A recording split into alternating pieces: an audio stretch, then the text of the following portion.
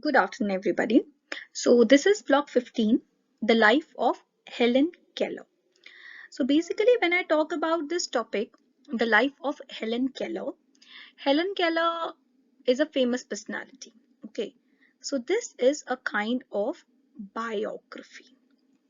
So, the main important areas which we need to focus in this block are reading a biography, what all things we need to keep in mind while we are dealing with a biography, how to summarize the details of a biography, and lastly, grammar negatives and questions, basically in continuous tense. So again, I am not going to touch these elements over here.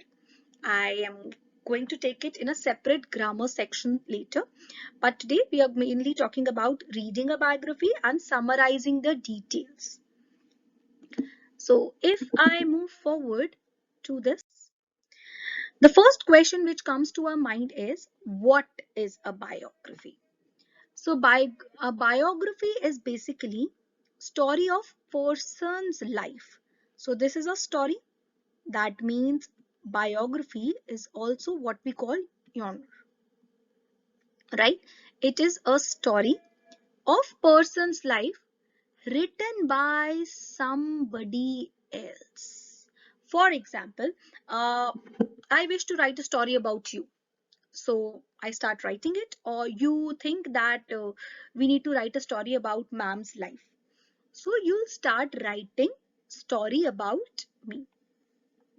There is one more thing that we need to keep in mind when we are dealing with this biography is the new term, or maybe not the new term, we have done it earlier. The term is autobiography. So when I break the word into two parts, it is auto and biography. Auto means self. Auto means self. This is self. Auto means self. I have written it on my own. So there is a story which I am writing about myself. I am writing about myself. So three things that we need to keep in mind when we are dealing with this thing called biography and autobiography. The first is the pronouns used in the biography. So the pronouns which are used in order to figure out if this text is a biography or not are he, she, they, etc. Basically, in biographies, we write it in the second person narration. So if you remember, we have done the third person narration. My apologies. Third person narration. He, she, they are talking about somebody who is not a part of your initial life. Okay.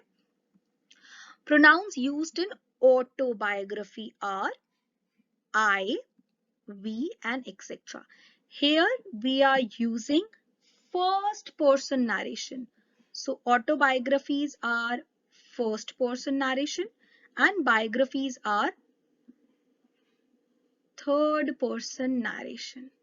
So this is third person, first person and third person. So this we need to keep in mind. One more thing, there's one more term which I am going to use basically. It is event.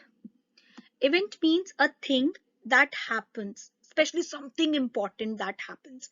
So if you just flip through the pages of your content book and go through this chapter, which is termed as Life of Helen Keller, that is the Life of Helen Keller, a biographical text. So if you just look at the orientation, that means the way in which the text is written, it is divided into 5 parts. Early life, then we have Helen and Anne, then we have Helen learns to speak, life as a student, and lastly we have Helen's contribution. So there is no story like thing going on. For example, once upon a time there was a girl called Helen Keller. There is a difference. Here, how the text is starting? Early life. Helen Keller is known for her courage and determination.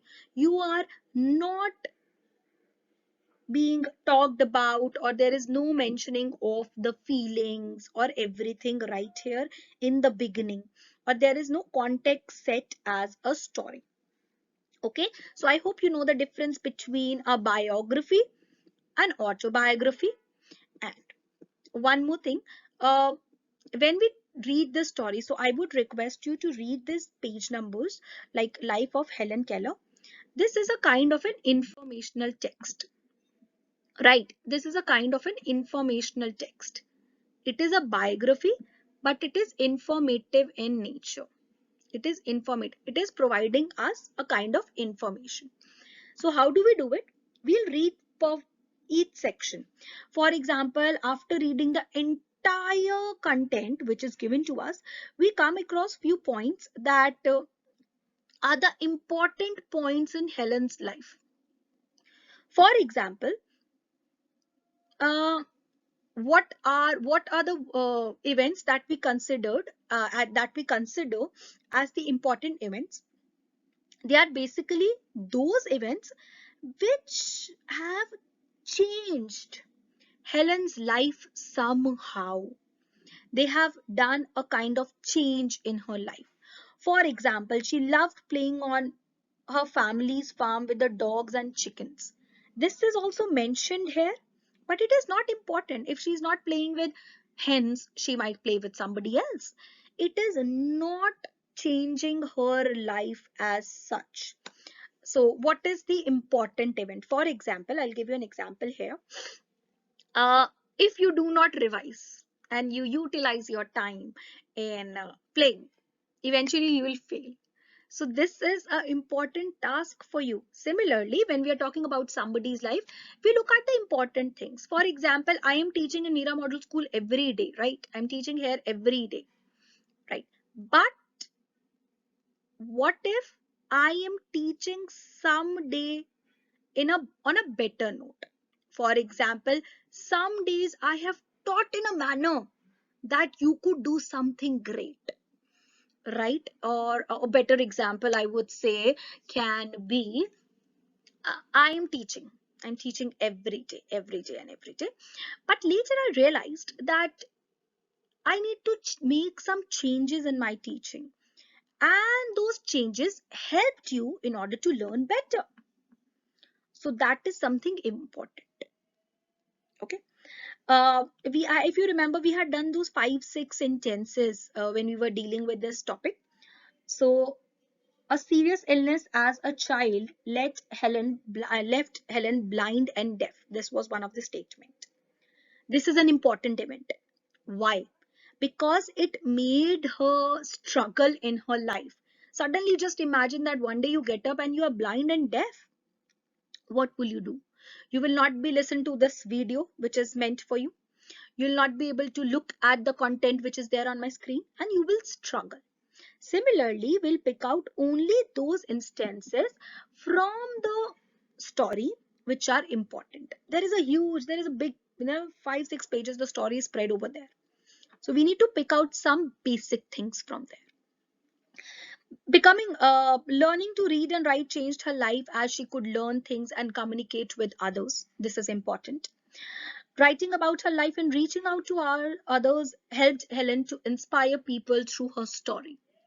So this is also important for her. So 2 3 things that we need to remember is, what is a biography? What is an autobiography?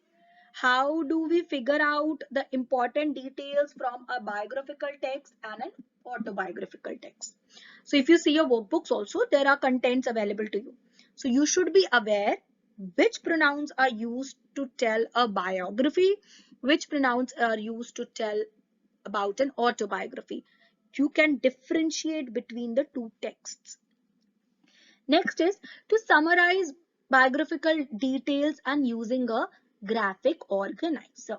So, sirs and madams, we have already done a graphic organizer. Graphic organizer is something which is there on your screen, which makes learning easy for you. For example, I make this box, then I make this box. It is a kind of a flowchart thing, right? And then I write the details in phrases, okay, or as an independent clause, that is simple sentence, so as to maintain the relationship between the facts and the ideas. Now, what we have done in this entire unit is we have looked at each part of Helen's life. For example, this element of early life. When I talk about early life, Helen was uh, born on 27 June 1880 in United States, right? In addition to that, just before turning two, she got ill and became deaf and blind. And she could not communicate, and life became difficult for her. So these are the important three events. So first is, when was she born? Okay. Next, what happened to her? And we leave one more space if something else is required. So rather than going through this text again and again, we just require this thing to be noted down with us and we can get back to it. Next is Helen and Anne. So basically, first thing that we need to understand is who Anne was, and we have to tell this to our readers also. How do we do that? Anne was the first person to teach Helen words by spelling them out on her hand. So we need to figure out some details. Anne Sullivan moved in and started teaching Helen words. So she was the teacher. This is something important. And she taught Helen how to dress up. She even taught her how to dress up, how to take care of herself. And lastly, she helped her to read Braille books. So these are the three important things. Because if Anne was not there, if we are not introducing who the Anne was to the reader, they will not understand who this person was, why is she taking name of this person. Secondly, if we are not telling what all things Anne did to Helen, then we would not be able to understand the importance of Anne Sullivan in her life. Third is, what is the most important thing that she did? She taught her how to read a braille. Next, Helen learns to speak. When I talk about this, Helen learns to speak. Uh, we are talking about various things. Who taught her to speak? What all things she learned? How was her learning different? So when you look at this topic, Helen learns to speak, it is a tiny paragraph. And you have to tell that who helped her in order to speak. So it wasn't Anne, but Sarah Fuller. I hope the name is correct. Sarah. Yes, Sarah Fuller. She taught her how to speak, and you can add one more detail, how she did that. Who did that and how she did that. Next is life as a student. So life as a student, which university she went to, what all things or what were her subject area, this you need to mention. Okay, which university she went to and what all subjects did she taught. So this is two things. Next is Helen's contribution.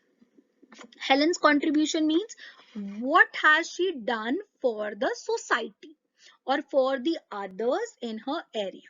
Why is this character Helen Keller important for us? Why are we reading about her? These are the things that we need to understand here and that we are going to read in greater depth, and we have already done it.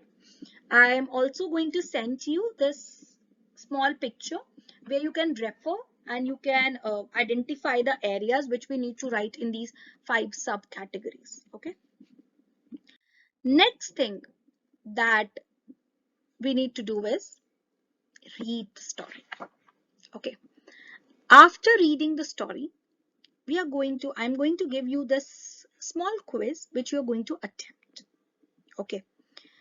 And we will organize the text. I am also using this picture so that you can identify how to organize the text, but do not rely on it because this is just a sample.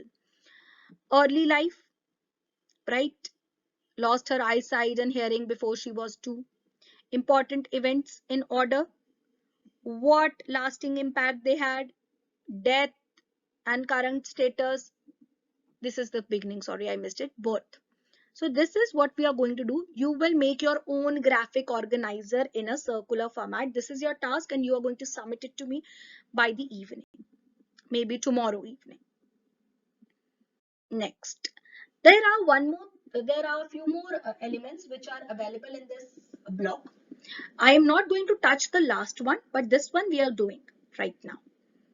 Asking and answering questions.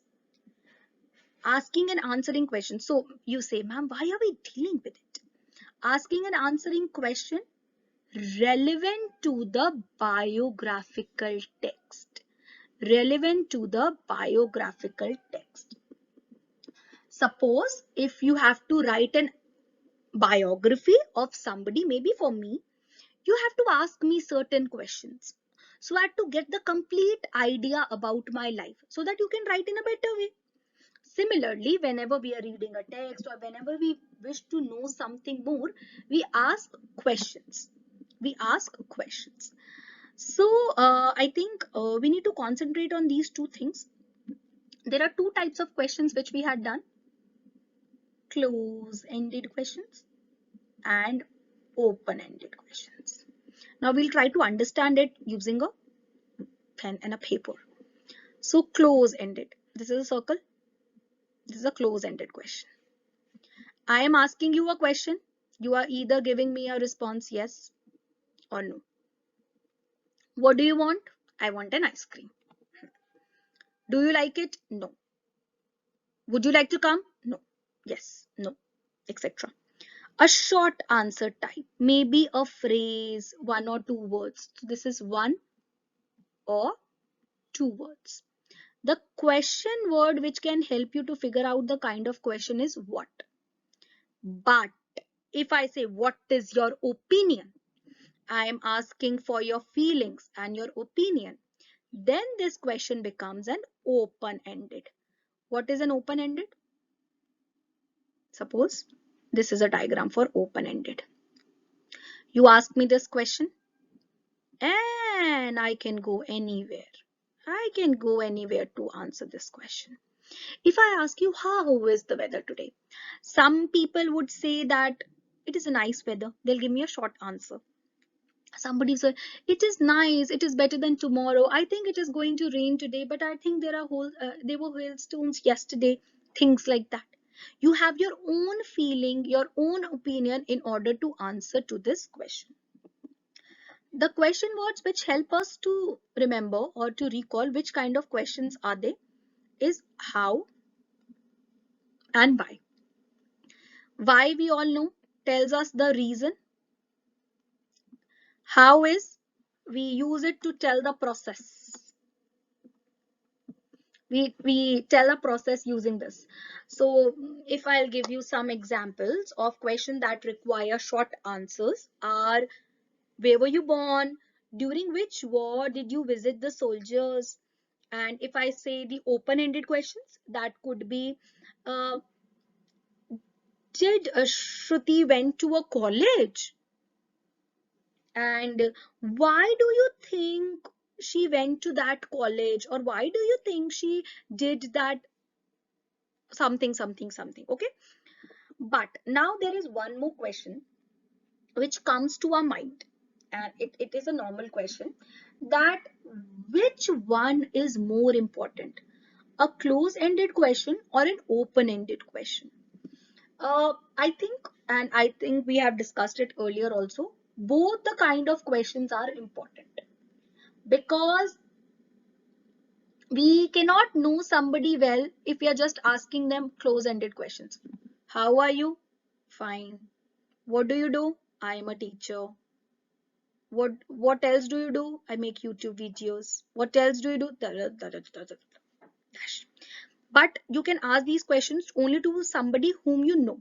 Somebody else who's a stranger and whom you wish to write about. Somebody you are inspired of or something like that. In that case, you have to ask open-ended questions in order to get that how is this person in real life? I might be a teacher to you, but in order to know me better, you have to observe me. In addition to that, you have to ask more questions. So the open-ended questions give you a chance to say more about or to learn more about the other person.